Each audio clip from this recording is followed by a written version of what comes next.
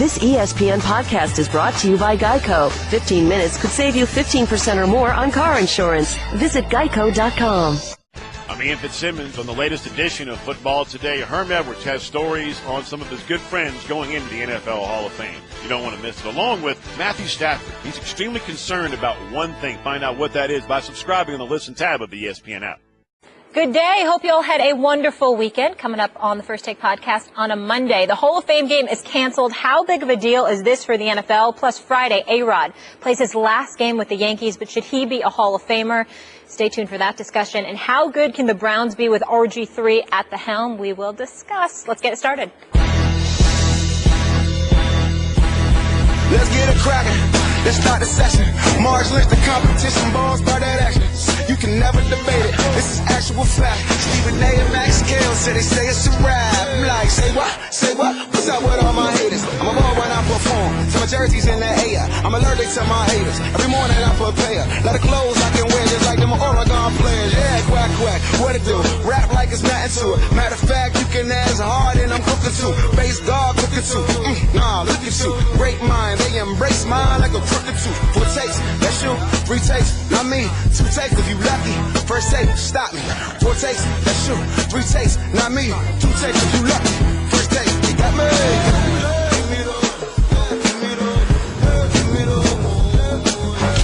It's that time. First Take. Good morning, everybody. Hope you all had a wonderful weekend. Welcome into another week here on First Take. What's up? What's Max up? Kellerman, How y'all Stephen A., doing? Molly Karam. What's How up, we big doing? boy? Welcome back. Thank Great you. job Saturday night calling that fight. Appreciate it. I watched. Hey, you. Okay. I Did watched. you guys have fun on the road last week, too? I did. Yeah, right until I got sick. It was great. Oh, gosh. we need to get this Germs man on some these vitamins, some tea, some drinks. Hey, Right. I got to do one quick thing before we start. Happy belated birthday. I didn't know last week. You didn't tell us. Yeah, I didn't know. And I felt terrible. Happy belated birthday to Max. Also, happy birthday to our producer, Brian Bork. And it's also his mom, Karen, and his fiancée, Katie's birthday as well. So Greenie and I have the same birthday. Oh, it was Greenie's birthday, too. Stop the presses. What? Brian Bork got a fiance? Yes, it's her birthday. And his mom's birthday. How crazy is that? And Well, she happy is birthday lovely. to Mama Bork. Happy birthday to Mama Bork. But Brian Bork got a fiance. Yes, she's lovely. My Yes. brother, I Yes. didn't know you had it in you. I did not know. Congratulations. And happy I birthday didn't to know Greenie, that. too. I didn't know that. Okay, Max, okay. I don't know if you got to celebrate at all. I know it's been a crazy few days for you, but happy birthday. Thank you very much, Molly. All right, so coming up, A-Rod, he's calling it quits. So does the controversial star belong in the Hall of Fame? Don't miss that discussion in just a bit. But we start with the NFL and that debacle. We almost had football. It was a disappointing night for NFL fans who hoped to see the Packers and Colts line up in the Hall of Fame game in Canton, Ohio. Instead, the game was canceled earlier Sunday due to unsafe field conditions. So both teams expressed their concerns about player safety as crews worked on the area around the midfield logo. So the issue actually stemmed from the paint used on the logo and in the end zones. Stephen A., this was crazy. Is this a big deal or no big deal? Well, it's a big deal in this respect. You got paying customers out there, and it's not like a typical game where, the game is local and you're going to see your local team who you support, et cetera, et cetera. This is the Hall of Fame. It's in Canton, Ohio. You got people coming from all parts of the country descending upon Canton, Ohio for this weekend's festivities. Obviously, guys getting inducted into the Hall of Fame and then, culminated with the Hall of Fame game. We understand why the game was canceled. We get that. Player safety obviously is paramount, and when you see paint congealing on midfield, at the midfield and in the end zone, you understand why they made the decision that they made. But it's a big deal because how can this level of ineptitude sift through inside the NFL? You are a multi-billion-dollar establishment. Now, there are people that are going to say, hey, well, the Hall of Fame is separate than the NFL itself. And David Baker, the president of the Hall of Fame, a massive, massive dude, by the way. You might talk about him today, but it's going to be from a distance. You ain't going to say anything to his face. I can tell you that much. But it's one of those situations where even though it's separate and apart in terms of its operating procedures from the NFL, the buck stops with the NFL. It's the Hall of Fame game. It's the National Football League. It's National Football League Hall of Famers that were scheduled to be in attendance, that were going to be honored, obviously, not just Saturday night, not just Friday night before that, but the Sunday festivities and what have you. To allow this mistake to take place is just a sincere lack of judgment. It's egregious in terms of It's ineptitude. And, I agree with my man Randy Moss, who did an exceptional job debuting here with ESPN yesterday. He called it just like it should be called. Somebody needs to be fired for something like this. I mean, and don't come to me talking about it's enough that you're giving people their money back. Well, are you giving them money back for their hotels? What about gas money for people that drove there? Yeah. There's a lot of expenditures that took place. It isn't just about who walked through the turnstiles. It's the trip that they made there. It's months of planning. It's so many things that go into it for the paying customer. And the NFL, who prides itself more so on making money than they do anything else because they're exceptional at doing so, is supposed to be about the business of ensuring that we all get exposed to an exceptional product. And if it's not exceptional, let it be because the players out on the field and the coaches out on the field aren't performing their due diligence because they're going up against opposition that are going to do everything they can to derail them. Don't let it be because of something administrative. Don't let it be because of folks working out on the field. Don't let it be because of monotonous, mundane stuff that you automatically are supposed to know you're supposed to take care of. The fact that the National Football League, and I'm putting it on them, can allow this to happen is as bad as it gets. It shows, whether it be a dereliction of duty, a flagrant level of ineptitude, whatever you want to call it. This falls at the doorstep of the National Football League because the buck stops with them. There would be no Hall of Fame game were it not for the National Football League. And since your name, your cachet, that three-letter brand is attached to it, how could you allow this to happen? Inexcusable. I can't believe this. You're starting in with me right away on a Monday. First thing on a Monday, you're starting in with me with this. This is no big deal, Stephen A. It's no big deal. Look, really? There is, sure, you're right. For the thousands of paying customers, it's a big deal. But it's being broadcast to millions, not thousands. So for the vast majority of people who are, for some reason, kind of mildly interested in this game, which is beyond me, it's no big deal. Football, first of all, and by the way, if you bought tickets and plane and hotel and all that, you're right. It's a major inconvenience. And I don't want to say you're paying a stupid tax. It's not fair to people who are interested in the game, but football doesn't lend itself to exhibition. When was the last time you watched the Pro Bowl? I haven't watched the Pro Bowl in years. It's terrible because you can't play football at 1/3 speed without really tackling and all those things. It's not really football. That's the first thing. And this is an exhibition game. And not only that, it's an extra exhibition game. You don't need that fifth game if you're these two teams.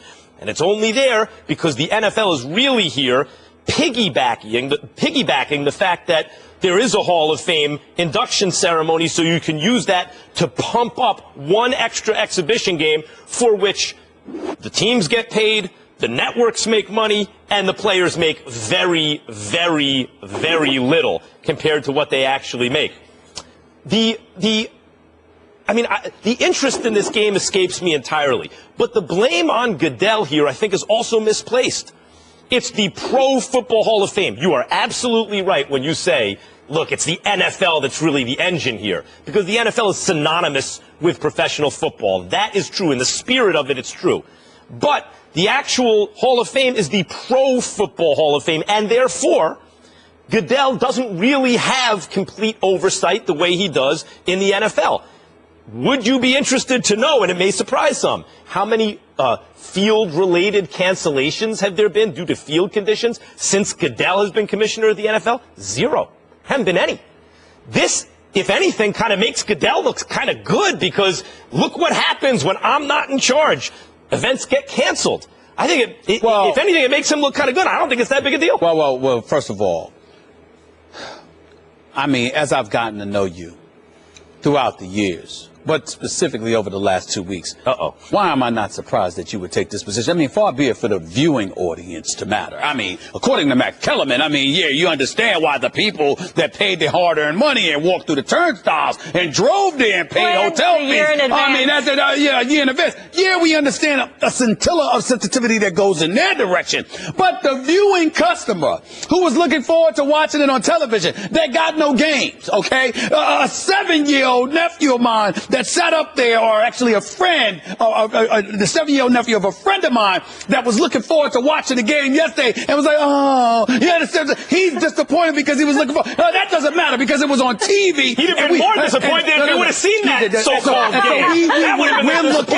We're looking forward to watching the game. Okay, we're looking forward to seeing some semblance of NFL football. NFL is king. Do you realize? Don't do this on a Monday morning. Listen. Don't do this to me. Do you realize this, Max Kellerman? Do you realize that chances are the NFL Hall of Fame game last night, as meaningless as that game is to you, probably would have outrated viewership for the Olympics? Do you realize that?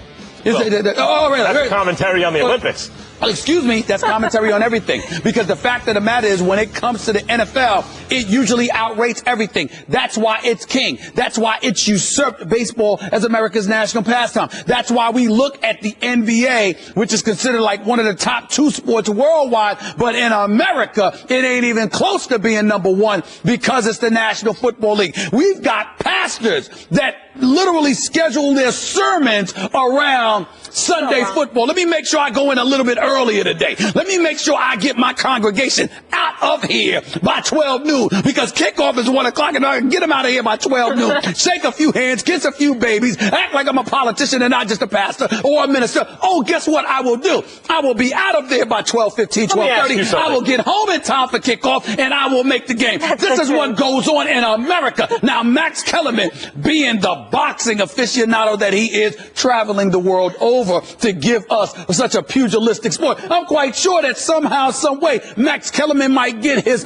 patriotism lost in the equation from time to time. But in America, okay, football is king. The Hall of Fame matters. The Hall of Fame game matters. And the fact that it didn't take place because some paint congealed at midfield or the end zone is disgraceful. The Hall of Fame matters. Period. The Hall of Fame matters, clearly. Very difficult to get into the Football Hall of Fame. I mean, there's a wait list of guys who belong in there who might eventually get it, but it's a serious thing. I'm not saying anything against the Hall of Fame. I'm talking about football exhibition, period. You talk about boxing. Boxing also does not lend itself to exhibition.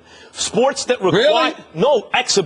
Sports that require, how does a football team, how do you know who's going to win? You got to watch the line play. You got to see who is fully invested. Not this kind of halfway tackling, let's avoid injury. Let me ask you something. When you watch Hard Knocks or something in the summer, right? In August, you're like, oh, I cannot wait for NFL season. Every time you see some of the NFL films, you're like, I can't wait for NFL season. Are you thinking about the preseason? No. But here's the thing. That's me in a minority because I'm suffocated by the world of sports in a way that the average Joe is not because I do this for a living. Secondly, and more importantly, you have to remember when you're alluding to that the sort of half-hearted effort that is put forth, those are from the dudes who know they're going to play, who know they're going to be on the roster. But by and large, particularly when it comes to those last 3 quarters, sometimes 3.5 quarters this early, you got a whole bunch of guys playing for a job in the NFL, and they're going all out. Now, granted, they're not the marquee major players, but the flip side is they're better than most of the cats out here aspiring to be football players, and they're in a position to possibly make the team, and they've got to show themselves. So we do want to see that to some degree. In the end, all of that is irrelevant. The relevant part of this conversation is very clear and simple. The NFL is a multi-billion-dollar conglomerate.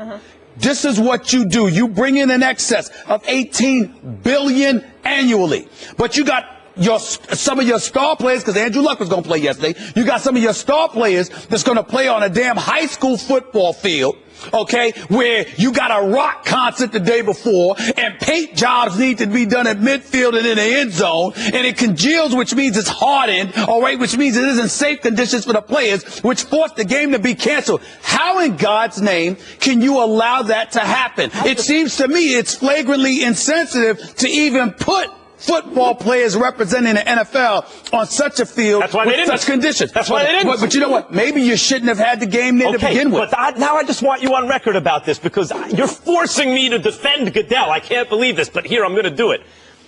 The next time something happens and Goodell comes down with what you might describe as a draconian ruling, right? Some kind of overbearing ruling. what do you say then? In other words, is it too much power and the NFL is too controlling and the commissioner is too controlling? Or not, because here they have their hands off the wheel a bit because it is the Pro Football Hall of Fame. Something goes wrong, which has not yet. It's going to be scared to delegate. By the way, which has Since not. when? Since right now, Goodell wasn't running this show, or by the way, this would have been handled. By the way, today's his 10th anniversary as commissioner. Well, congratulations. Congrats. I mean, congratulations. I know there's a lot of hate out there for Goodell, and I'm not one of those guys. I have been a frequent critic of his, but here you have to admit that if this is an NFL joint instead of a Pro Football Hall of Fame joint, I'll bet you the field is okay. I'm saying the NFL is usually invasive enough with anything remotely related to its product. They're so protective of their product and their brand that they don't leave it to the devices of anyone else. And here they did. All right. Well, then that's the problem. That's so why what we're saying is never leave it to anyone else's device. Well, that's what I'm saying. And I'm saying by doing so, you're messed up, Roger Goodell, in this particular situation. I'm usually not this staunch critic of Roger Goodell. I happen to like the man personally. But in this particular equation, I think he dropped the ball, and it needs to be said, rather than being glossed over because you're labeling the Hall of Fame game a meaningless game. I think you're wrong. Okay. Well, I think I'm right. All right. Well, you go ahead and think that. A-Rod is hanging it up. Friday is scheduled to be the final time to see Alex Rodriguez on the field. The Yankees announced that they will release Rodriguez after Friday's game against the Rays at Yankee Stadium. He's expected to become a special advisor and instructor with the Yanks, and we saw a very emotional A-Rod as he addressed the media at a news conference Sunday. No athlete ever ends his career or her career the way you want to. We all want to keep playing forever. But it doesn't work that way. Accepting the end gracefully is part of being a professional athlete. Saying goodbye may be the hardest part of the job. But that's what I'm doing today. A-Rod ranks near the top in the majority of baseball's most prestigious offensive categories, and he's just 4 home runs short of becoming the 4th man in history to reach 700. Max, should he be in the Hall of Fame? The answer is yes, and this stuff is not that hard, even in the PED era. Give me a second here, Stephen A., because I want to lay this out. Look, if you ever did PEDs, then it disqualifies you. I don't believe that, because what if you did a lot before you were on PEDs, right? Like, because you cheated over here, that disqualifies all the legitimate things you've done? Let's use a couple examples. Barry Bonds. I mean, at a late age in his career, at a late stage, his home run to at-bat ratio suddenly doubled. He looked physically impossibly bigger than he used to be too quickly, right? It's pretty clear demarcation. But by that time, he'd already been one of the greatest players who ever lived. Barry Bonds, first ballot Hall of Famer, unless you disqualify him on some kind of ethical grounds because eventually he cheated, apparently. Similarly with Pete Rose. Pete Rose should also be in the Hall of Fame, by the way. Yes, I agree with that. McGuire and Sosa? Come on, guys. The only reason they're even in that conversation is because of what happened after that period of demarcation, where suddenly there was a sudden and dramatic change in their physical appearance, and that was coupled to an inhumanly, like an impossible increase in their production at an age where that shouldn't have happened. That line of demarcation afterwards is why you'd even consider McGuire or Sosa for the Hall of Fame on the merits. So clearly, they're not Hall of Famers. Now, what about a guy like A-Rod, where there wasn't ever that single moment where suddenly there was a dramatic change in his appearance and his production suddenly hit heights that it had never known before? What do you do with a guy like that? Well, I think he deserves the benefit of the doubt in the sense that he was the #1 overall draft pick. He was an absolute star in high school. It's not like this came out of nowhere. There are players, Stephen A., who suddenly show up on the scene at the age of 28, 30 and hit like they've never hit before and like no one's ever anticipated to hit before. That's not A-Rod. A-Rod was like, wow, this guy's going to be an all-time great. Then it turns out he was. But there are 2 moments in his career where people are very suspicious, obviously with the Yankees, and all that stuff came out. And by the way, he had just hit 57 home runs and hit like 320 after kind of seasons, maybe half that as good as that with the Yankees. And the other time was in Texas, when he hit multiple 50 home run back-to-back seasons, in the heat in Texas, playing 160-plus games at shortstop. That looked very suspicious. I would just say The rest of, even if you took those seasons out of his career, he's still a first ballot Hall of Famer. And to those who have an ethical problem with him, well, if he's a cheater, he shouldn't be in. I would ask you to consider the reasons why he may have been cheating, because that does color the way I view things. Think about most guys who juice and cheat. They do it for the money. Then they get the contract, they jump off the stuff, and they don't produce. If it's the case that A-Rod did this in Texas and with the Yankees when he did, well, in that case, Stephen A., it would be an issue of this guy getting a $250 million contract and then a $275 million contract and then feeling such pressure to live up to the contract. Remember, this money's guaranteed. The only way he can jeopardize it is by cheating. So he's got the money and then jumps on the stuff because he wants to live up to the contract. I would argue, even if you have the position morally that if anyone ever cheats, you disqualify all the good work they've done, and that's not a position that I hold. But even if you hold that position, I would ask you to consider the motivation for his cheating and see if that changes your mind. But all that said, and putting all that stuff aside, A-Rod, even if you take out the so-called juiced years, is a first ballot Hall of Famer, however you slice it. You know, Max, I think that opinion is utterly asinine, ridiculous to the highest order, and I'm going to tell you why. It's not even about the Hall of Fame. You're missing the big point here. Alex Rodriguez, one would argue, could be one of the top 3 players of the last 25 years. One of my boys said behind Ken Griffey Jr. and Barry Bonds. You can look at it that way. You can look at the voters and saying baseball writers of America and, standing, on their sanctimonious horses and being paragons of virtue or whatever the case may be. Alex Rodriguez is not just somebody who cheated. He's not just somebody who cheated twice. He's somebody who also sued baseball, sued his own players association, probably tried to sue the equipment manager and everybody else. It's amazing to me how you can sit up there and gloss over all of that. Now, if you're just making the point that Alex Rodriguez got busted for using PEDs, and that is the reason why you should not absolve him from the Hall of Fame, that shouldn't be the sole reason. That's fair.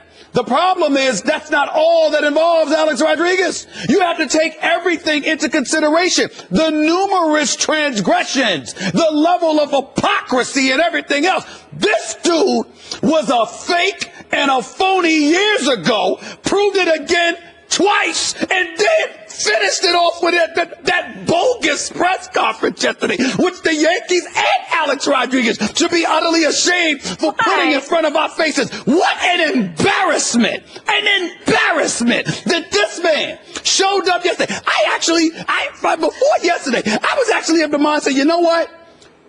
Mitchell report that came out in 2009 revealed that 103 players in 2003 had used PEDs. I don't see 103 players with 600 home runs. I don't see, half of them closing in on 700 home runs. So I was actually leaning on my boy Jeff, my man Jeff Brown, an ultimate baseball fan, the whole bit, because he holds and maintains that position as well. I actually thought like that. Right up until I saw A-Rod and that press conference. Now, let me try to do an A-Rod imitation. I wish I had a baseball cap. I wish I had a baseball cap right now. Did you notice that he wasn't wearing a Yankee jersey? He had on something for himself, his own brand. Yeah. And then he's reading. Now, mind you, you're saying goodbye. You need a speech. For what? For what? And then not only did he need the speech, Max, then he turns around, right? He takes off. He doesn't cry. He takes off the cap, looks into the camera, and then looks up. And, oh my Lord! And forget me. Do you want a role on General Hospital, A-Rod? That's what I want to know. Do you want an role? Because this dude is a hell of a better actor than me. This dude is unbelievable. A phony to the end. Everything about this dude has been fake. Everything. And even when you had the home runs to lead on, he comes up first with Peter Gambis in 2009, and then years later, think about it, I'm going to repeat this, Max. This man sued Major League Baseball. He sued his own players union. He sued everybody. Everybody. No case. And then no case whatsoever. And then Max. And then you come back and you get suspended for the whole year for 211 games. You missed the 2014 season. And then after that, Max, what happens? His last day in a Yankee uniform ain't even his last day. You didn't even have a press conference to say goodbye. You had the press conference to tell us you saying goodbye Friday. I mean, you can't make this up. This dude is just, look, we understand officially why Derek Jeter was never that fond of him. We understand why numerous players, although they're waxing eloquently and very generously about him now, had questions about his authenticity, had questions about his realness. He comes across as too damn fake. That's the problem. You know what I thought about when I saw Alex Rodriguez yesterday? I thought about steroids. I thought about fake. Why? Because Lord have mercy. You can't be real about anything. Please. Just stop it. Stop it, man. Stop it. This is how a friend of mine described A-Rod several years ago. Mm-hmm. And I think it speaks to what you're talking about. A-Rod is so uncomfortable in his own skin that when you watch him talk, it makes you uncomfortable in yours. Like, you watch A-Rod talking like, right. So you have his number in terms of the phony stuff, and I think his whole career he's been compared unfavorably in that respect to Derek Jeter.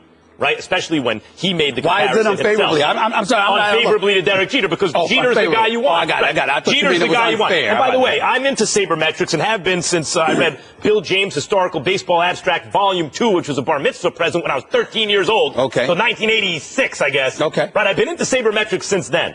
But something the sabermetricians are missing that the old-timey scouts actually have right in this case is you'd rather have Derek Jeter than Alex Rodriguez. And I think you hit on the central issue as to why. A-Rod comes off as phony constantly.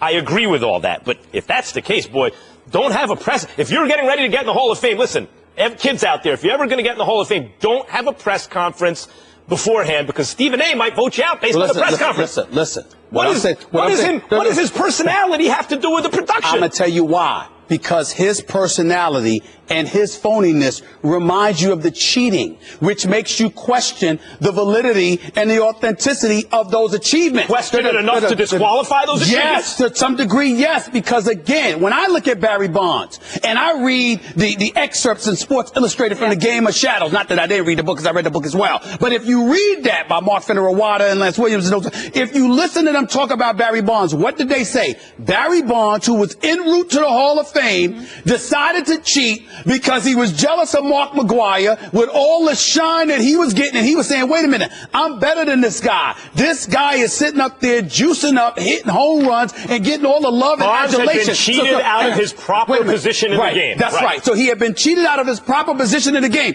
That wasn't Alex Rodriguez. Alex Rodriguez was receiving shine from the moment he came into this league. He was recognized for it. He got a $300 million contract from the Texas Rangers, who never won a damn thing with him. Then he goes to the... I understand he jeopardized the contract to live up to the contract. But the point that I'm trying to make to you is this. This man gives you reason to pause. When I think about Barry Bonds, I'm sitting there going like this. This dude was 30 and 30.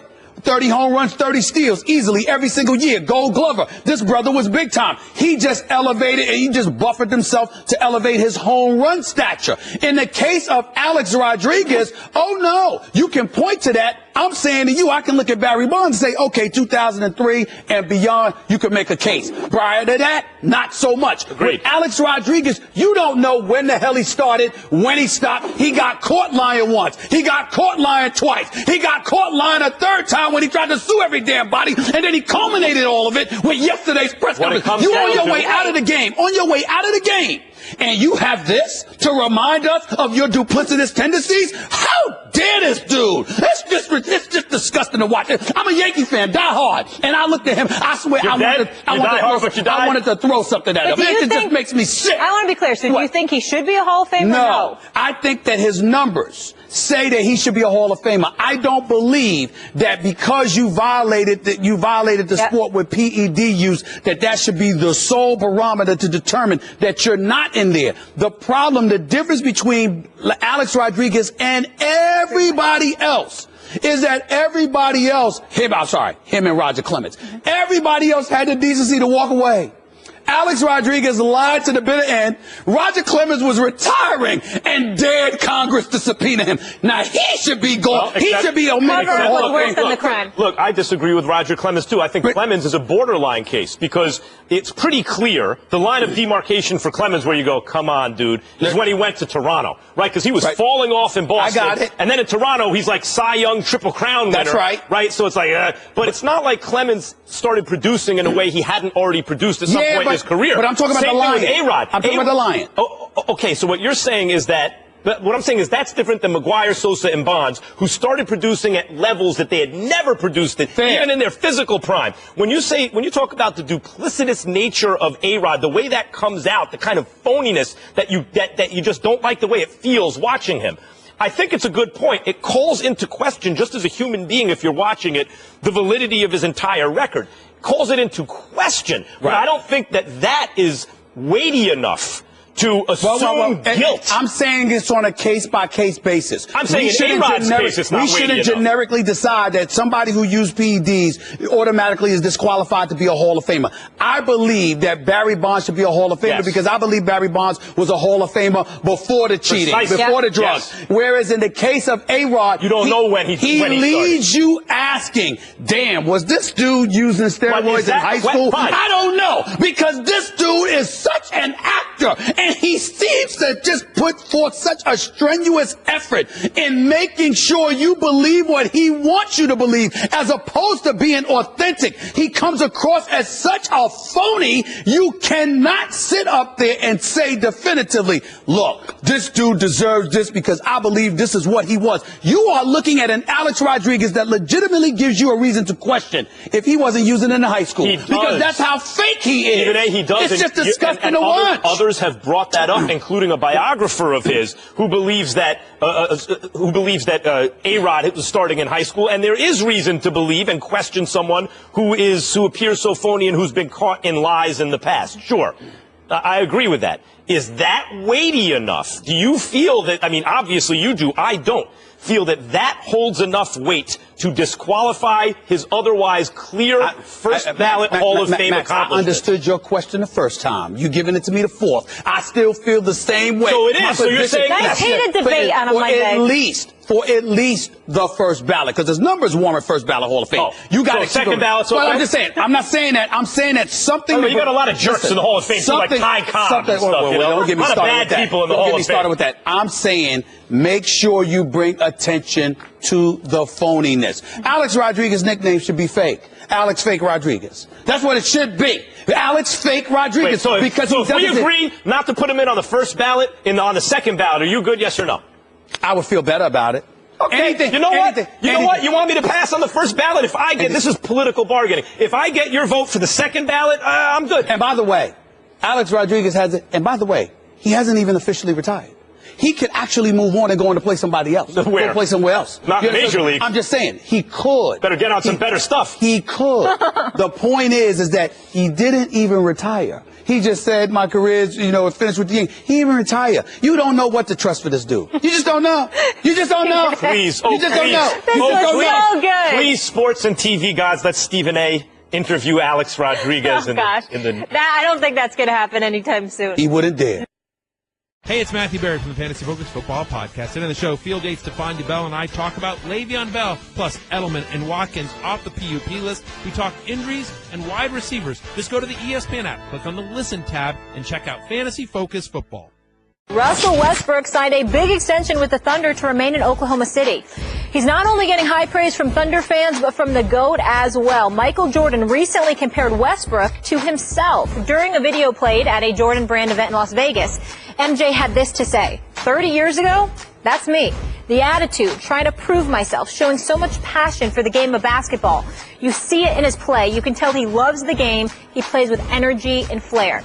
And it's important to note that Westbrook is part of the Jordan brand. But start with you here, Stephen A. What do you make of MJ's comments? They're legit in some respects, illegitimate in others. In terms of competitive fervor, an assassin's mentality, being as ruthless as he has been, I definitely think it's apropos. I have seen Michael Jordan terrorize players off the court as well as on the court. I've seen him antagonize dudes off the court. There are things that he did that I cannot repeat. I saw them with my own two eyes, and he would do it just to get a player so riled up and so hell-bent on destroying him. He wanted this guy at his best. He did not want him lax. He did not want him taken for granted. He did not want him in awe of Michael Jordan. He wanted the guys at their best so they could come at him. Then he would destroy them.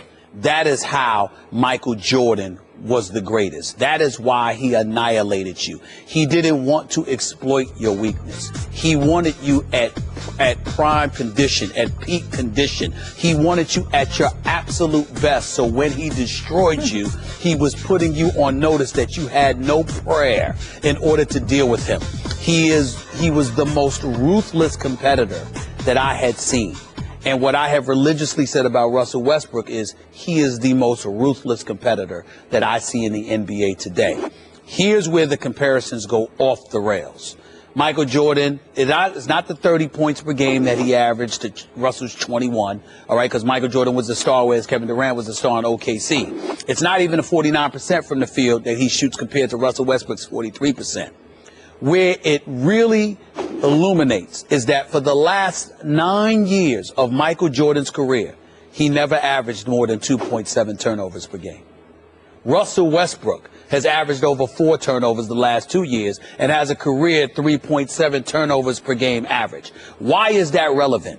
It speaks to the erratic play that Russell Westbrook puts forth. That assassin's mentality, that killer instinct, along with him being the most athletic point guard in the history of the game has ever seen. The flip side to it is that those very things that we laud and applaud and praise for Russell Westbrook are the very things we could also point to that has led to him or his team's demise in key pivotal moments, a la Game 6 of the conference finals, where he and Kevin Durant combined for 6 turnovers in the last 8 possessions, including, 0 for 3 with 6 turnovers in the last 2 minutes. Russell Westbrook was right there in the throes of that, even though I look at Kevin Durant too, because that's Russell Westbrook, whereas Kevin Durant wasn't himself in those key pivotal moments when palms get sweaty. But in the end, what it comes down to is that Russell Westbrook is a superstar. He is a superstar competitor. He is the most elite athlete we've ever seen at the point guard position. But the level of erratic behavior he displays on the basketball court has never been MJ. That's the difference. I don't think MJ was talking about that when he was talking about Russell Westbrook. He was talking about the things they have in common. He's accurate about that, but that ain't the complete story. This is. I love this. I love this. Game recognized game. Real recognized real. That's what's going on here. Michael Jordan looks at Russell Westbrook, and the sloppiness sometimes that you're talking about comes from that insane competitive drive. This is why I told you, like, Russell Westbrook's my favorite player. I'm not saying he's the best, but he's my favorite to watch because of that ruthless, competitive. The sloppiness comes from his reach exceeding his grasp. He wants it so bad. He's pushing himself. You mentioned he's the most athletic point guard ever. That's right. And yet he's pushing his limits even farther than he's capable of going. That's where the sloppiness comes in. Now, look, he's not as good as Michael Jordan. If that's what we're talking about, no. No one's ever been as good as Michael Jordan. I hope one day to live long enough to see a guy as good or better than Michael Jordan, because it's an amazing thing to see, and that's not Russell Westbrook. But in another way, Westbrook is the direct descendant of Jordan in the sense that it went from Jordan to Kobe. Kobe's kind of like son of Jordan in the NBA. And Westbrook is like if Allen Iverson and Kobe Bryant had a baby. It'd be Russell Westbrook. If you watched Allen Iverson at his best, I used to think, if Allen Iverson were 6'6", that's the greatest player ever. I don't care whatever other problems he has. If he was 6'6", who could handle that? But he wasn't. Just wasn't. Westbrook is what's stopping him from being the best player in the game. He's a little short. I mean, that's really what it is. That's why he's a point guard. If he was 6'6", 6'7", 6'8", like LeBron James, we wouldn't even be having a conversation right now. But he's smaller, and so he's confined to a certain position on the court that makes it a little difficult to actually do what he does best. He is a beast. He's, I mentioned it the other day when you talked about Durant better than Westbrook. You and I agree about that. However, there are veteran observers, including analytics guys who work for ESPN, who will tell you that there was a stretch of about a year, yes, partly due to Durant's absence and his injury, but even after Durant got back, where the numbers said, boy, it's like a dead heat. You could even argue for Westbrook, and it should never be that way. Durant's 7 feet tall. Durant's a better shooter. Durant's a less selfish player. Durant's not as out of control as Westbrook. And yet that competitive driving Westbrook forces him into that kind of conversation. One thing about Jordan saying this, of course, he's a Jordan brand athlete, right? Yep. So who else does Jordan have on that level? Carmelo, CP3, Westbrook's the guy you want there. But then you ask yourself, Jordan really has his pick of a lot of athletes. Why does he want Westbrook chose him repping Jordan brand? Well, because of that thing that he's identifying. It's interesting that you brought up Allen Iverson. I was just with him this weekend in Philadelphia. And Russell, he reminded me that Russell Westbrook is his favorite player. He also promised me that he's going to wear a suit for the Hall of Fame. I'm holding you to that. That's a different subject for another day. I'm holding you to that, Bubba Chuck. I'm holding you to that. Having said all of that, let's be clear. When you talk about Russell Westbrook and you think about MJ, I will go as far as to say this. If Russell Westbrook figures it out to the point where he's capable of elevating his team to a championship sometime in the near future, if there is a player who could emulate Michael Jordan in terms of his will to win and his refusal to be denied, it's Russell Westbrook. He is the guy that if he were a champion, meaning the parts around him was good enough and it's really about him, and he figured out how to get one, he's the kind of guy that ain't letting it go. God's going to have to take it away from him. He's that type of dude. That's how vicious he is as a competitor. You don't see that in anybody else. Listen, LeBron James is the greatest player in the world. There's nothing to talk about there. And he's proven himself yet again. But there's 4 NBA Finals losses for a reason. The great Kobe Bryant, and God was he great, okay, still lost 2. And got annihilated against Detroit. But that was him and Shaq in the friction more so. But then that 39-point loss in Game 6 of the NBA Finals in Boston, that ain't something that ever happened to Jordan. That's not something that I could see ever happening to Russell Westbrook once he figures it out. I know that Miami ran him out the building in that Game 5 against OKC when LeBron won his first title. But I'm talking about if Russell Westbrook ever got to that point where he figured it out, and he was a champion. Talk about holding on to what you have. Russell Westbrook is the kind of guy that you're going to have to damn near kill him to take it away from him. A lot of people ask me, of all what other, in a given sport like the NBA, like basketball, who would make a good prize fighter? Like, who could you see? In the NBA right now, Russell Westbrook is a prize fighter dressed up as a basketball player. That's a good analogy. Same thing as Kobe Bryant, same thing as Michael Jordan. He's a prize fighter. And the only negative is sometimes it gets the best of him, that passion. Exactly. He's also that prized fighter. You know who he would be as a prize fighter? Can I go use a boxing analogy? Go. Aaron Pryor. My man, the Hawk. Aaron Pryor. Yeah. That's who Russell Westbrook would be. If he were a boxer, Aaron Pryor. Like, you getting hit, and it's like, what you doing? What the hell's the matter with you? Don't take those punches. But somehow he just keeps coming, and ultimately he closes. No one wanted it with Aaron Pryor. Nobody wanted it. Alexis Aguero, he didn't want it either. We want to say congratulations to former Bucks and Colts coach Tony Dungy, who was enshrined into the Pro Football Hall of Fame on Saturday night. He was elected in his 3rd year of eligibility. Dungy made the playoffs in 4 of 6 seasons with the Bucks and each of the 7th season with the Colts. Dungy was the first African-American head coach to win a Super Bowl and has the most NFL wins by an African-American head coach as well. Stephen A., what were your thoughts on Tony Dungy being enshrined in the Hall of Fame? Well, first of all, I'm happy for him. I'm proud of him. But although folks that's why they probably changed the question, I'm going to ask the question and then answer it for the viewing public out there. Okay. That question is, if Tony Dungy were white, would Tony Dungy be in the NFL Hall of Fame? I'm going to say no. I'm also going to say it would be wrong to view it that way. Driving around all weekend long, listening to talk radio, talking to friends and family members who are avid football followers and lovers and people like that, you know, they look at guys like Tom Flores, George Seifert, Jimmy Johnson's got 2 rings, Mike Shanahan's got 2 rings, you know, various individuals who have coached and have won Super Bowls, even more Super Bowls than Tony Dungy, who happen to be white and were not in the Hall of Fame. And obviously, when you look at Tony Dungy coaching for 13 years in the NFL, having 1 Super Bowl title on his resume, having a 139-69 record, which is a 66% winning percentage, you look at that and there are some people who believe that's not enough. They believe that, you know, Tony Dungy, he's in the Hall of Good, or should be in the Hall of Good, as in the Hall of Good guys, as opposed to the Hall of Fame as a football coach, which is why I brought up that question, because I wanted an opportunity to address this nation about Tony Dungy's significance. Yes, us in the African-American community look at Tony Dungy with reverence, being the first African-American football coach to win a Super Bowl title. Obviously, Mike Tomlin ultimately delivered the goods as well. But let's be clear about something that's incredibly important here.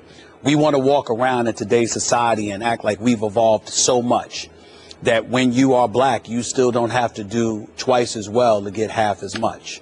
The fact of the matter is a vast majority of African Americans in this country feel exactly that to this day.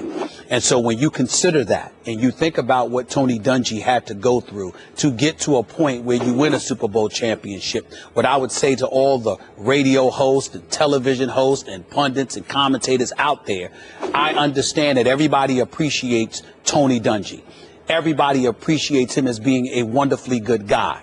What you're not giving him enough credit for is the perseverance that he exercised en route to the excellence he ultimately achieved. This is a man that was a starting quarterback in college football at Minnesota for 3 years. This is a man that led the school in completion, passing attempts, passing touchdowns, all of this other stuff. He went undrafted in 1977. He got picked up by the Pittsburgh Steelers. He wasn't allowed to play the quarterback position. He had to switch to safety. And even though he was only in the NFL for 3 years as a player, one of those years was their 78 Super Bowl championship when they beat the Dallas Cowboys, okay? That particular year, there was a particular individual by the name of Tony Dungy who actually led the Steelers in interceptions. He had 6 that year, okay? Then he goes to the coaching ranks. He's a defensive coordinator in Pittsburgh from 84 to around 88. He ultimately loses his job, ends up landing in Kansas City before becoming a defensive coordinator. I believe it was in Minnesota. Then he lands a head coaching job in Tampa. And no disrespect whatsoever to the great John Gruden, because John Gruden knows his football. John Gruden was a hell of a coach. John Gruden proved himself on the coaching level in the NFL, and I'm proud to call him a colleague here at ESPN as an analyst. But somebody paved the way for John Gruden to capture that Super Bowl championship in Tampa. That would happen to be Tony Dungy. That's one of the reasons why you have such a plethora of African Americans today that go off about Golden State and Steve Kerr.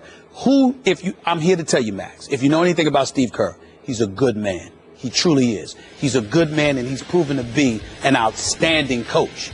But if you're an African American, you can't help but notice that, damn, what he inherited was a pretty good situation, which Mark Jackson left behind. Those are the similar kind of things that people look at when they see what happened with John Gruden and Tony Dungy. That's just fact. So when you take all of that background into consideration, and then you look at the fact that Tony Dungy still stuck around long enough to persevere and to go through that terrain and to put in 28 years in the NFL and ultimately capture a Super Bowl championship, because our very own Bill Polian, another analyst here at this network, who's a Hall of Fame executive and a great, great man, I love him, he hired Tony Dungy and had him there okay, in Indianapolis to position him to win a Super Bowl championship. I think I'm correct in that. If I'm wrong, I apologize, but I think it was Polian that brought Dungy there. So all of that background is what elevates the stature of Tony Dungy. So when you look at Tony Dungy as a Hall of Famer, don't just look at his record. Don't just look at him being a good guy. Look at the fact that this is a man that endured and withstood stuff that, if we're being honest, most white coaches have never nor will ever have to endure in the United States of America. Tony Dungy is just as close to reverence as you can get. He is a great, great man because he pounded the pavement, he withstood, he persevered, he conquered, he triumphed.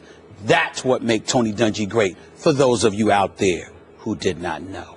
I was very happy to see him get into the Hall of Fame, and I think you did a very good job then of explaining the influence he had. By the way, I don't even remember if you mentioned Tampa 2 defense, yes, which he really, he instituted kind of systematically. And John Gruden took over the team and won a Super Bowl. And Dungy, I think, gets a lot of credit in the press for having something to do with that. By the way, even race aside, Buck Showalter brought the Yankees in the mid-'90s to a point where Joe Torre took them over. That's right. There's a history of this in sports, and I think the person who ushers in the era of prosperity, doesn't really get to the mountaintop, but or can see the promised land, but doesn't get there. That guy does get credit. That's Tony Dungy. I don't think you can separate race from his Hall of Fame candidacy any more than you could do it for, let's say, Jackie Robinson. Now, I'm not saying there's an equivalency between Tony Dungy and Jackie Robinson, but there is an analogous kind of situation. There is some kind of analogy to be made here. The first African-American coach in a sport that really didn't have proportional representation in the coaching ranks at all, to win a Super Bowl. Jackie Robinson, if you look at his career, he had a great prime, but he had a short career because he didn't get to the majors till late.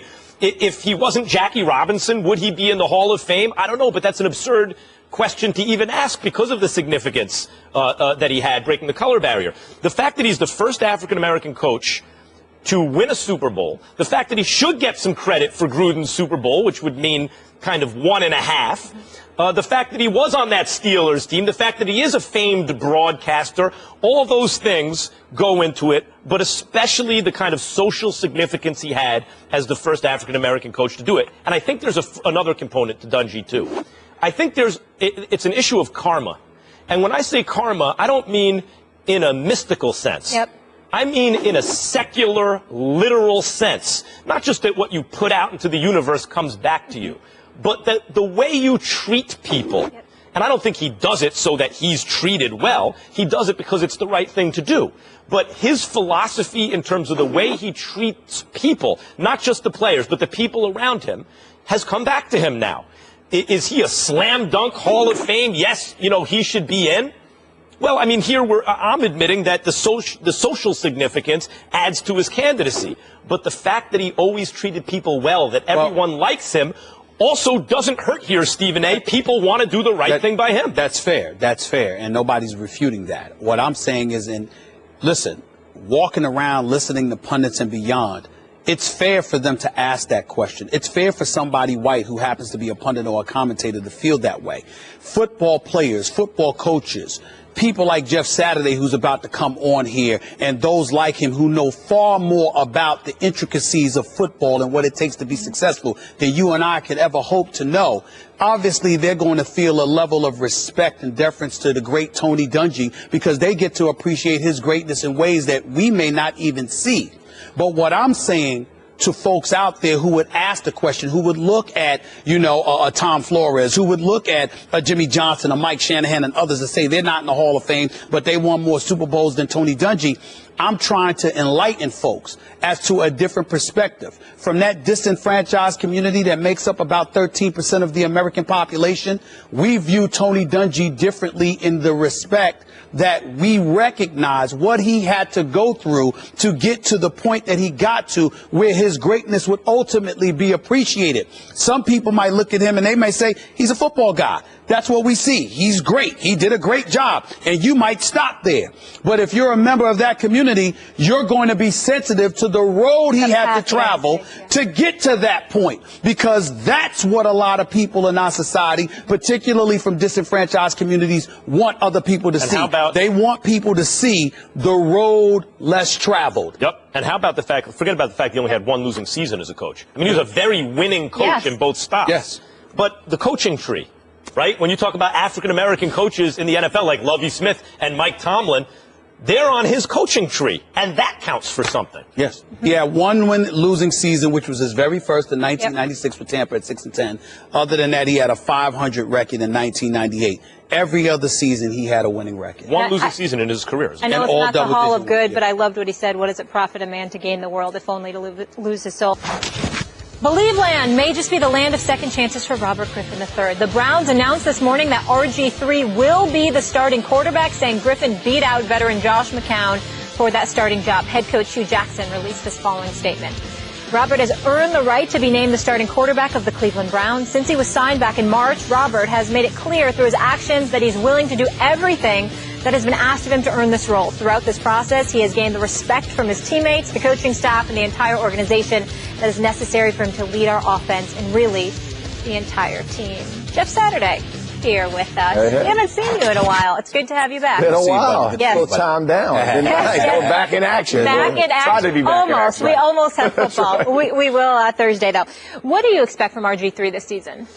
If he's doing what Hugh Jackson is saying he's doing, I expect him to be a starter that can consistently help this football team win. Don't turn the ball over. You know, people underestimate the weapons that this team has. And Hugh Jackson doesn't have to be a traditional offensive coordinator. You got Pep Hamilton there, Al Saunders. Both those guys have been OCs in the league. You got Hal Hunter. You got Kirby. I mean, you have some strong offensive-minded coaches who understand the game of football and how to put their players in the best position to succeed. Just do your role. Whatever you're supposed to do, and Hugh Jackson, find it. Whether it's you're going to spread them out and try to trick them a little bit, if you're going to go traditional, but just follow that vein. And I think as I look at this football team, you have a decent offensive line. You know, Joe Thomas, Batonio, you got Cameron Irving, who just moved to center when Alex Mack left. So they'll be decent up front. You got Duke Johnson, you got Crowell in the backfield, who are both are serviceable backs. You got Andrew Hawkins, who is a decent. Now you got Corey Coleman stepping up. If Josh Gordon comes back,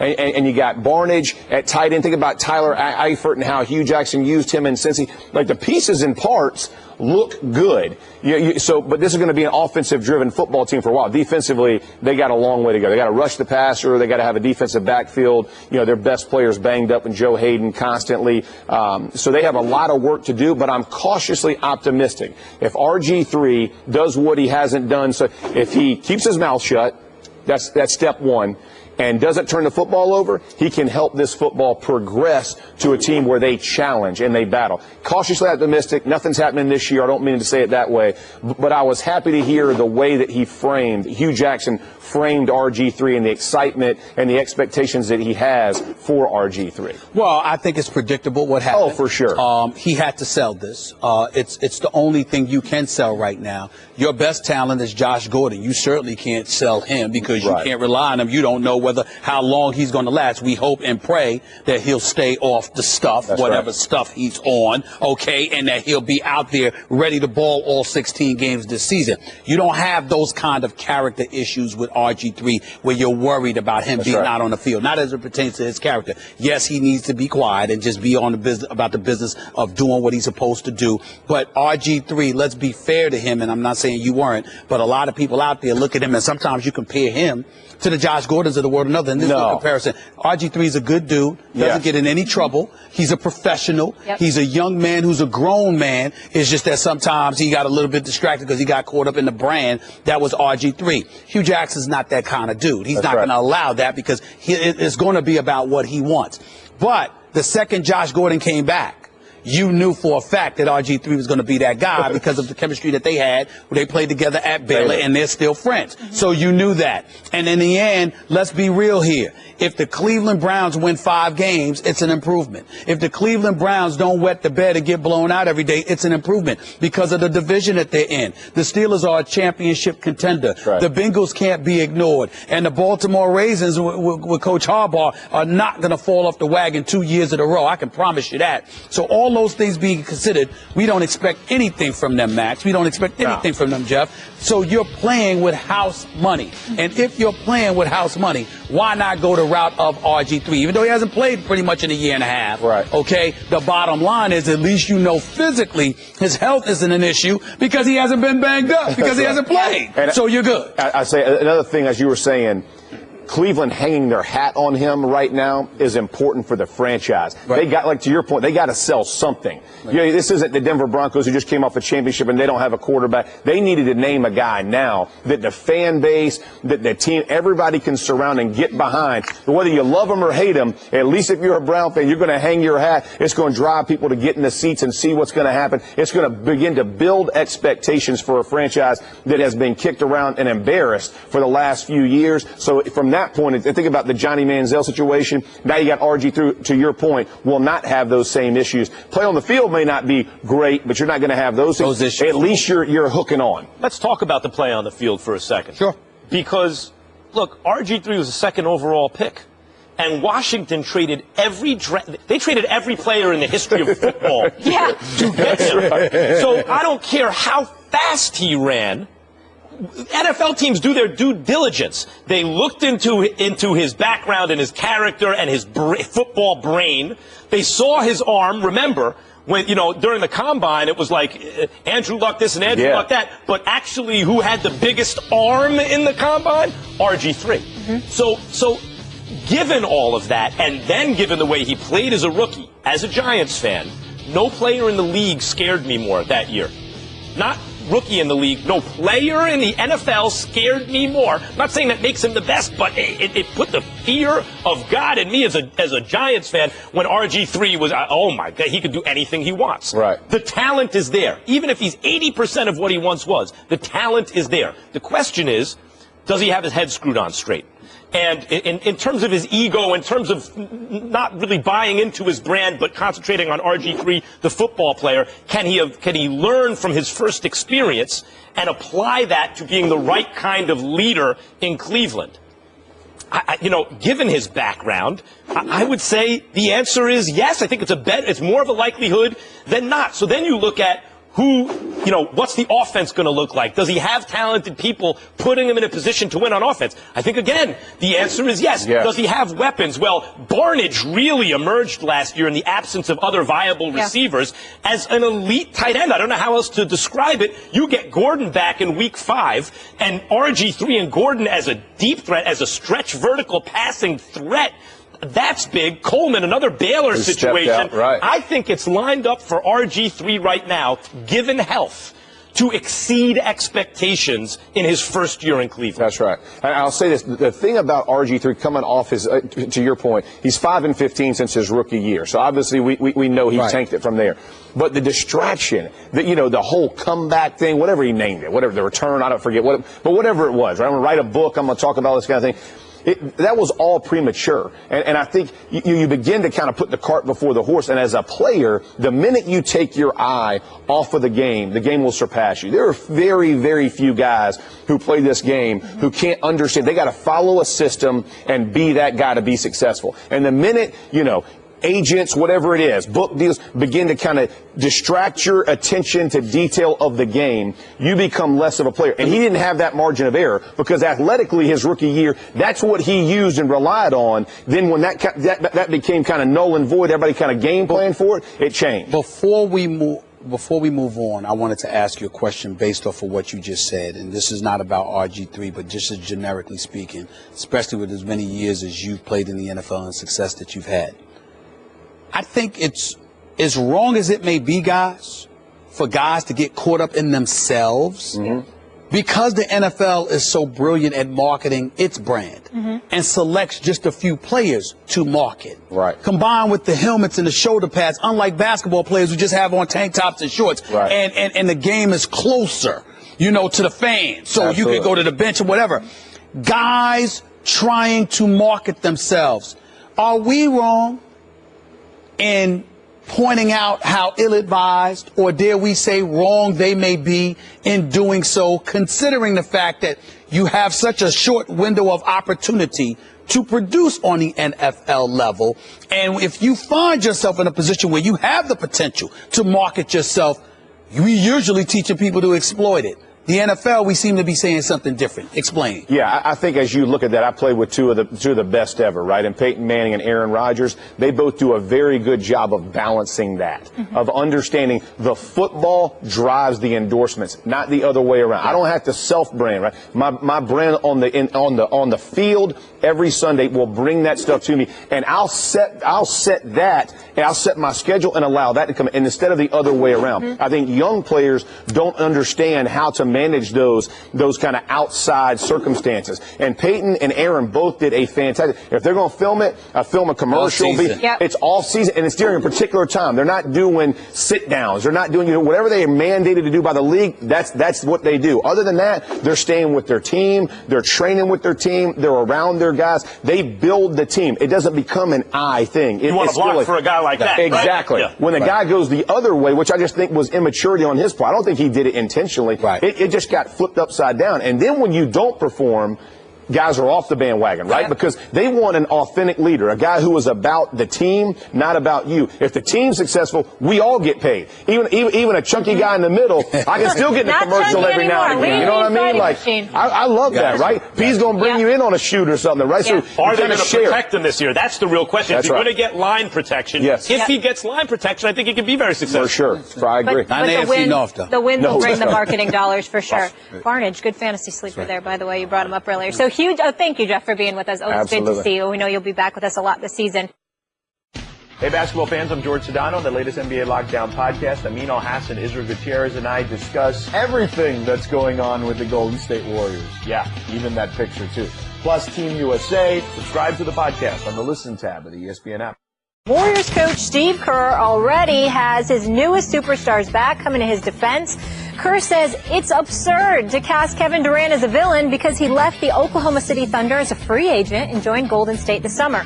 Telling ESPN Radio's TMI with Michelle Beadle and Ramona Shelburne. Here's more of their interview with Kerr. Honestly, to think of Kevin Durant or Steph Curry or really, any of our guys as villains, it's kind of absurd. But especially Kevin. I mean, this is one of the most likable people in the league. He's been obviously an incredible player, but just an awesome human being. And what he did in Oklahoma City was just amazing for that community. And circumstances sort of dictate, I guess, that some people are going to view him as a villain. But it's kind of crazy. It's only because, he just decided to go elsewhere to play because he wanted to change his scenery. He wanted a new challenge. More than anything, he wanted to play with our guys. He loves Draymond and Steph and Clay and Andre. He loved seeing those guys in New York. He loved seeing the chemistry that exists, and I think he really wanted to be a part of it. So, people are going to view him however they want, but I think we all know what kind of person he is and what kind of impact he's had around the league. Stephen A., is Kerr right? No, he's not. Steve Kerr is completely wrong. And I say that respectfully because I don't want to come across as somebody that's disrespecting Steve Kerr because I do respect him. I think he's looking at this all wrong. And I think that he's attaching excessive level of cynicism and vitriol to the word villain itself. Of course, Kevin Durant is a great guy. Of course, he's a great basketball ambassador. Of course, he's a good young man who's a tribute and a treasure to the game of basketball. He's one of the top 3 players in the world. He conducts himself with exceptional professionalism, and he's an upstanding citizen. That has nothing to do with you being the villain.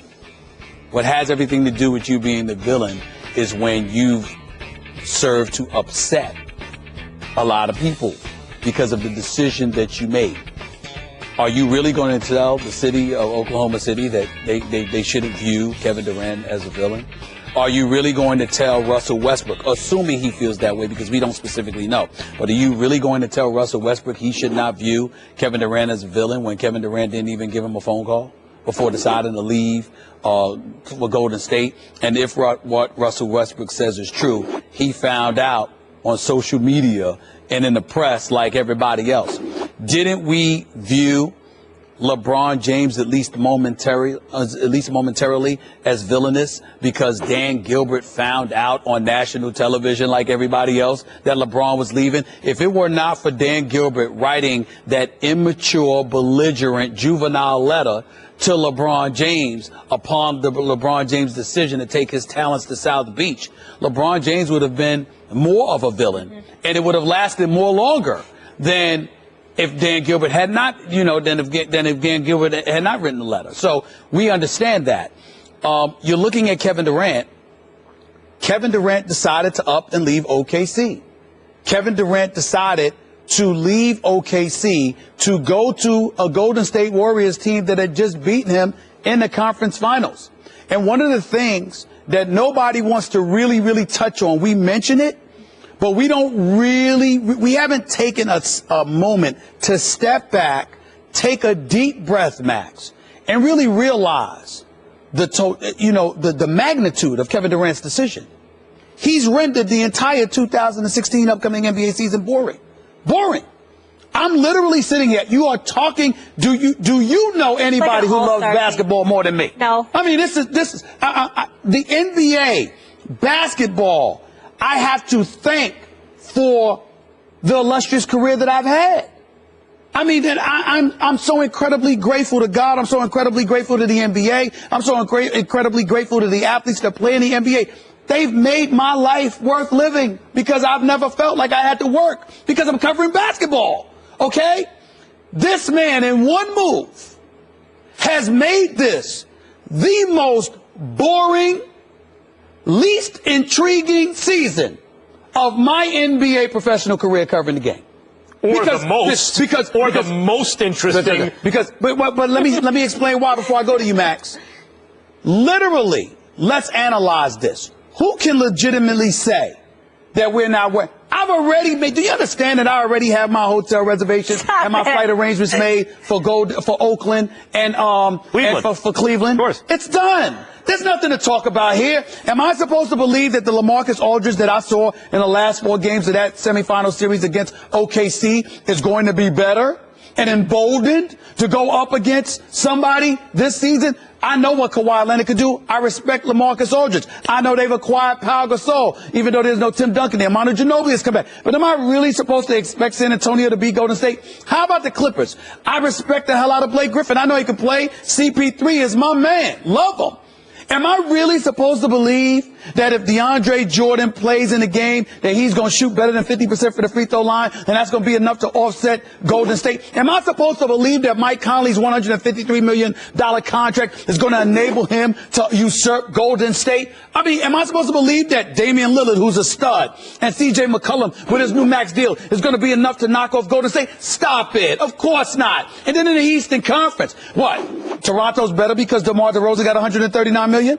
The Washington Wizards are better because Bill got $128 million. The Knicks are going to be better. But am I really supposed to believe that Derrick Rose and Joakim Noah are going to be enough to usurp LeBron James in Cleveland? How about Chicago with D-Wade, Butler, and Rajon Rondo? That's nice, but I'm supposed to believe that a Taj Gibson or a McDermott or somebody is going to derail Cleveland? There's nothing to look forward to here. I have June to look forward to because of one decision. And that one decision by Kevin Durant has so flipped the balance of power in my estimation. It has stripped us of intrigue. That is enough to make you, albeit a friendly, innocuous, harmless villain, a villain nonetheless. Steve Kerr is a 6-time champion. He knows that no matter what he says. Respectfully. As you say about Steve Kerr, I want to say this respectfully, because I don't want to seem like I'm disrespecting Stephen A. Smith on basketball because I respect you. But boy, are you wrong about this. Oh, Lord. I mean, Kevin Durant, a villain? Because, look, when LeBron James went to Miami, he's a villain. Why? Because he wanted to go play with his best friends on South Beach and win championships. That makes him a villain. Kevin Durant going to Golden State, he's a villain. Why? Because he sees a bunch of unselfish players and wants to play in a system where he doesn't have to worry about who takes the last shot and egos and stuff. He could just fit into a system that makes him a villain. Look, you talk about the fact that it ruined this upcoming NBA season. The truth is, we all knew what was going to happen last season. We knew it was Cleveland and Golden State from day one. We could pay lip service. That's not true. Who did you think was going to be knocked out Cleveland or Golden State? You actually thought that San Antonio, you were waiting for the matchup between San Antonio and Golden State. Wait a minute. They were going to go out, though, San Antonio. And you were also waiting for OKC. You were waiting for OKC. OKC was a wild card. Let's put it this way. This is right. You were waiting for that. The Spurs were a cut above, but you knew they were going to lose to Golden State. I grant you, there was at least a wild card in the West. OKC was a wild card. You figure the Warriors to beat them, there's no wild card right now. As long as everyone's healthy, we already know what the finals are going to be. There are many seasons throughout NBA history like that. That's the nature of basketball. You can pretty easily determine in the beginning of the season the super teams. Sometimes there's only one in each conference, and you know what the finals are going to be ahead of time. Very seldom is the apple cart upset in that case. So given that's the way the NBA works, you don't want to see this team? Like, I get what you're saying. You already know what the finals are going to be. But don't you want to see something that you may never have seen before? You may never see again? Apologize for interjecting. I want to explain that. Yeah. When the Lakers and the Boston Celtics were dominating the NBA, you knew the Lakers were in the West. Houston would interrupt it occasionally or whatever, but you knew L.A. What you had in the East, however, you had Jordan, but you had Isaiah and the Pistons. You had Bird and McHale before that. Philly would kind of get in there sometimes. Philly got in the mix. You see what I'm saying? And then even when Jordan and them were winning championships, the Knicks with Ewing and Oakley and those boys, because of the roughhouse tactics and what the NBA allowed, you thought they had a chance, and then Jordan just ruined you. You thought Indiana, you had a chance. I'm sorry, Cleveland at the time, Larry Nance, Mark Price, Brad Daugherty, Greg. I'm just saying, you saw all of this. What I'm saying to you is that you used the word wild card.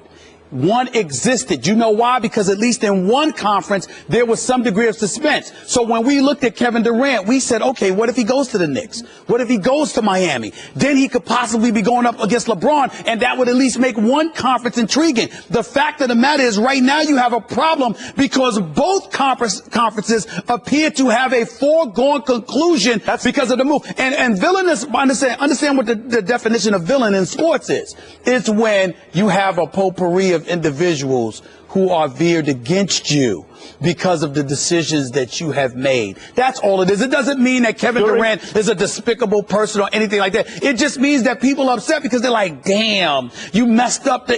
You went to the team that beat you, and now you just completely disrupted the power structure. There's no suspense. That's all it's saying here. That's all. During Jordan's run with the Bulls, any kind of sense that there could have been a wild card out of the East was a complete illusion. You just said it, Stephen A. Smith. I'm surprised at you. You just said the names Mark Price and Brad Daugherty like they had a chance against Michael Jordan, Scottie Pippen, Horace Grant, and then later Dennis Rodman and Tony Kukoc. Let me tell you why you're wrong. Let me tell you why you're wrong. Let me tell you why you're wrong. You're lying, and I'm going to tell you how you're lying. Because back at that time, Jordan hadn't won yet. Scottie Pippen didn't even have his migraine. After the first one. He didn't even have his migraine headache yet. So when Brad Daugherty and Mark Price and Cleveland was perceived as having a chance. After they won the title, the Knicks, they were perceived as having a chance. No. I'm not talking about the first. I'm not talking about after the Bulls won the first time. The title. No. You're talking about after that. It was a wrap. I'm saying the Warriors already won one. Sure. The Warriors in Cleveland have been trading titles the last 2 years. I can tell you right now. No wild card existed back then. I can tell you right now, even after Jordan won the title, after he won 3, everyone felt, or 2 rather, a lot of people felt like, because of the roughhouse tactics that was still allowed with Mason and Oakley and Ewing and Harper and Starks and the crew, the Knicks had a chance. Because you and me are Knicks fans, and we drank the Kool-Aid. We had no shot. I think you're so sad about the NBA. It's like a kid who found out Santa isn't real. Last year you were so fired up. Let me just say this. No, we have to go to break. Go. All right. Okay, sorry, guys. We'll do it. Okay, here's the thing. if you know the preconceived, like it's already going to be the finals, Cleveland versus Golden State. In that case, which I agree is the case, and is sometimes the case in NBA, at least make those two teams as amazing as possible. We gotta go. So we get the super fight in the finals. Close to storyline in all of the NBA. Russell Westbrook, what is he going to do, especially when he goes against Golden State? That's it. Andre Ward remains undefeated after Saturday night.